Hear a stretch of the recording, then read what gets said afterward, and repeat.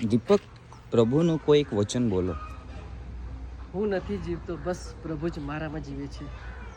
ગલતિયા 2 અધ્યાય 20મી કડી. કેતન, પ્રભુનું વચન બોલો. માથી 7:7 માગો તો મળશે, શોધો તો જડશે, ખખડાવો તો ખુલશે.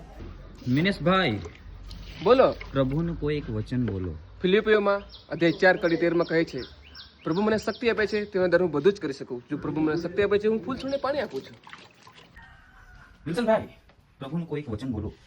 બીજો કોરિન્થ 5મો અધ્યાય 17મી કડી. જે કોઈ ખ્રિસ્તમાં વસે છે તેનું નવેસર સર્જન થયું છે. જૂનું બધું ચાલ્યું ગયું અને જો નવું બની ગયું. પ્રભુનું કોઈ વચન બોલો.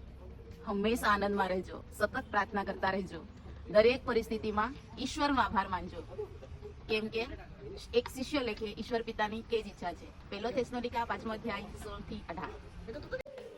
એન્જુ, પ્રભુનું કોઈ એક વચન બોલો. ફિલિપી 4 અધ્યાય 4 કડી. પ્રભુના સાનિધ્યમાં આનંદમાં રહો. ફરી કહું છું, આનંદમાં રહો.